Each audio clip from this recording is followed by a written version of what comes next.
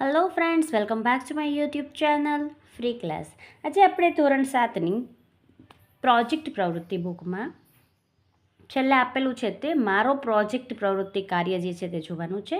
અહીં વિષય વિજ્ઞાનનો પ્રોજેક્ટ પ્રવૃત્તિનું નામ છે વનસ્પતિના અંગોનો પરિચય અને સંગ્રહ. વિષય વિજ્ઞાન. પ્રોજેક્ટ પ્રવૃત્તિ શરૂ કર્યા તારીખથી પ્રોજેક્ટ પ્રવૃત્તિ પૂર્ણ કર્યા તારીખ અથવા દિવસો અથવા સમયગાળો લખવાનો છે. મારે 4 દિવસ જે છે એ થયા હતા.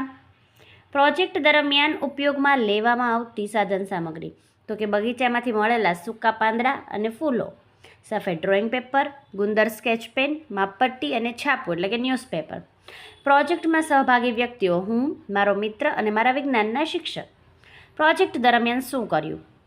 મેં મારા ઘરની આસપાસ અને શાળાના બગીચામાંથી અલગ અલગ પ્રકારના પાંદડા અને ખરી ગયેલા ફૂલો ભેગા કર્યા અને તેને 2 દિવસ સુધી જૂના છાપાના પાના વચ્ચે દબાવીને સૂકવ્યા, જેથી તે ખરાબ થાય નહીં. ત્યારબાદ તે પાંદડાને કાગળ પર ચોંટાડીને તેના પર તેના નામ લખ્યા. જેમ કે તુલસીનું પાન હોય તો તુલસી, લીમડાનું પર્ણ હોય તો લીમડો, પીપળાનું પર્ણ હોય તો પીપળો. વનસ્પતિના મૂળ, પ્રકાંડ, પર્ણ અને પુષ્પના કાર્યો વિશે મેં પાઠ્યપુસ્તકમાંથી વાંચીને નોંધ તૈયાર કરી.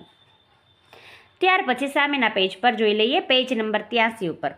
પ્રોજેક્ટ પ્રવૃત્તિ પૂર્ણ થયા બાદ શું શું જાણવા મળ્યું? મેં શીખ્યું કે વનસ્પતિના મૂળ જમીનમાંથી પાણી અને ક્ષારોનું શોષણ કરે છે. પાંદડા સૂર્યપ્રકાશની હાજરીમાં પોતાનો ખોરાક જાતે બનાવે છે, જેને પ્રકાશ સંશ્લેષણ કહે છે. દરેક પાંદડાનો આકાર અને શિરાવિન્યાસ અલગ અલગ હોય છે, તે જાણીને મને નવાઈ લાગી. માહિતી લેખન, ફોટોગ્રાફ અને ડ્રોઈંગ માટેની ખાલી જગ્યા. મેં જે પ્રોજેક્ટ કર્યો છે મિત્રો, એનો ફોટો મેં અહીંયા તમને રજૂ કર્યો છે. મેં આવી રીતે સુકાયેલા પાંદડા જે છે એ ચોંટાડેલા હતા. ત્યાર પછી બીજા પેજ ઉપર મેં એની નોંધ પણ લખેલી છે. બરાબર, અહીંયા આ પ્રવૃત્તિ જે છે, પ્રોજેક્ટ પ્રવૃત્તિ તે પૂર્ણ થાય છે. હવે ફરી મળીશું નવા વિડીયોમાં. ચેનલને લાઇક, શેર અને સબસ્ક્રાઈબ કરવાનું ભૂલશો નહીં. Thank you friends.